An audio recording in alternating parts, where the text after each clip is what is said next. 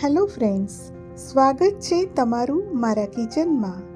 આજે આપણે ફરાળી નાસ્તો બનાવીશું અને આ ફરાળી નાસ્તો આપણે ઝીણા સાબુદાણામાંથી બનાવીશું. જનરલી આપણે ફરાળમાં મોટા સાબુદાણાનો જ ઉપયોગ કરીએ છીએ, પણ ઝીણા સાબુદાણા અત્યારે બજારમાં ઇઝીલી અવેલેબલ છે. તો આ ઝીણા સાબુદાણા છે એ જલ્દીથી પલળી જાય છે અને ઘણીવાર આપણે ઉતાવળ હોય તો ઓછી વારમાં પલાળીને પણ નાસ્તો બની શકે છે. તો અહીંયા 1.5 કપ ઝીણા સાબુદાણા લઈ લીધા છે મેં. તમે ક્યારેય જો ઝીણા સાબુદાણાનો ઉપયોગ ન કર્યો હોય તો એકવાર અવશ્ય કરી જોજો. એનો ખૂબ જ સરસ નાસ્તો બનશે. અને સારી રીતે આપણે 2 થી 3 વાર આ સાબુદાણાને વોશ કરી લઈશું.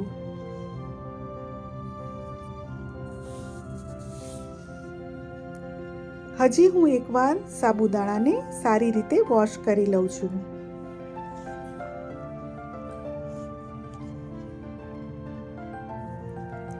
જુઓ, સાબુદાણામાં પાણી નાખ્યું એવા જ આ સાબુદાણા ફૂલવા પણ લાગ્યા છે. તો હવે આ સાબુદાણામાં મેં 1/4 કપ જેટલું પાણી રહેવા દીધું છે. જુઓ, આ રીતે 1/4 કપ પાણી અંદર રહેવા દીધું છે, એટલે એક્સ્ટ્રા પાણી હવે આપણે નાખીશું નહીં. પણ હવે એમાં આપણે એક વસ્તુ એડ કરીએ છીએ અને એ છે 1/4 કપ ખાટી છાશ. તો હવે હું આ છાશ નાખું છું 1/4 કપ, અને મેં ખાટી છાશ લીધી છે. બસ આને માત્ર 1.5 થી 2 કલાક જ આપણે ઢાંકીને મૂકી રાખીશું અને ઉપરથી બસ આ રીતે હળવા હાથે ચમચીથી પ્રેસ કરી દઈશું. જુઓ, એકદમ સાબુદાણા અત્યારે સેટ કરી દીધા છે મેં આ બાઉલમાં. હવે એને ઢાંકીને 2 કલાક માટે મૂકી રાખીશું. હવે 2 કલાક પછી આપણા સાબુદાણા ચેક કરી લઈએ આપણે. જુઓ, કેટલા બધા ફૂલી ગયા છે અને એકદમ છૂટો દાણો થઈ ગયો છે. આવશ્યકતા અનુસાર મીઠું નાખીશું. બટાકા બાફીને છોલી અને મેશ કરી લીધા છે 1/4 કપ. 1/4 કપ શેકેલ સિંગદાણાનો ભૂકો અને 2 ટેબલસ્પૂન કોપરાનું છીણ. 3 મરચાં કટ કરેલા. 1 ઇંચ આદુનો ટુકડો છીણીને નાખ્યો છે.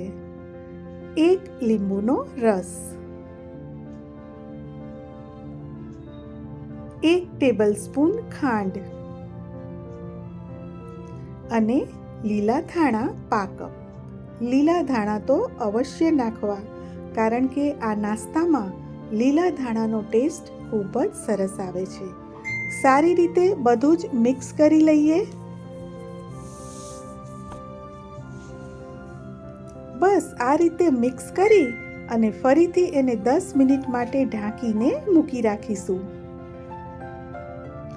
હવે એમાં ગરમ મસાલો અને મરી પાવડર એડ કરીશું.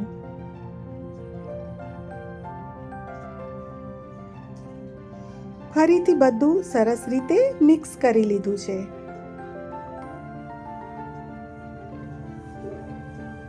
જુઓ, એકદમ ડો જેવું તૈયાર થઈ ગયું છે. બસ હવે આમાંથી મીડિયમ સાઇઝના લુવા લઈશું. આપણે મોટા પરોઠામાં કેવો લુવો લઈએ એવો લુવો લઈશું અને મારી પાસે આ મોલ્ડ છે હાર્ટ શેપનું. એમાં આપણે એને હાર્ટ શેપ આપી દઈશું.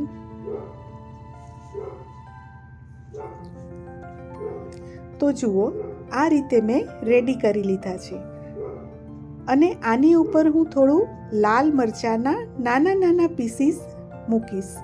એનાથી ટેસ્ટ તો આવશે જ, પણ દેખાવમાં પણ આપણો આ જે નાસ્તો છે એ બહુ જ સરસ લાગશે. બસ તો બધા જ હું આ રીતે તૈયાર કરી લઉં છું. તમે કોઈ પણ શેપ આપી શકો છો. તો રેડી છે આપણા આ બધા જ પીસીસ.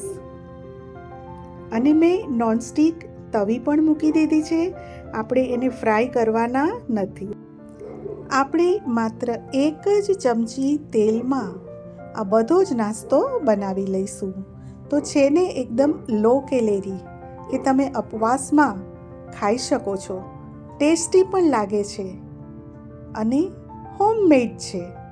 એટલે જરૂરથી ઉપવાસમાં આવો નાસ્તો બનાવશો. મોટા સાબુદાણા તો તમે યુઝ કરતા જ હશો, પણ આ ઝીણા સાબુદાણામાંથી આવો નાસ્તો બનાવી શકાય, ખીચડી પણ બનાવી શકાય.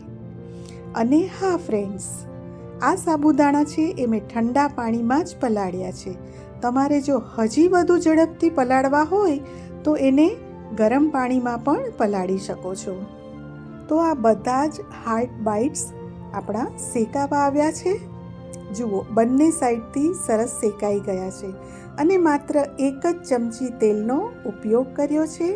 અને જુઓ, મેં એક પ્લેટમાં ટ્રાન્સફર પણ કરી લીધા છે.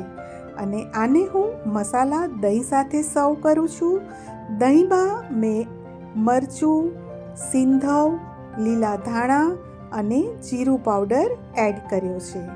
ફ્રેન્ડ્સ, આપને આ ઝીણા સાબુદાણાની રેસીપી, નાસ્તો અને હાર્ટ બાઇટ્સ કેવા લાગ્યા મને કોમેન્ટ કરીને જરૂરથી જણાવશો.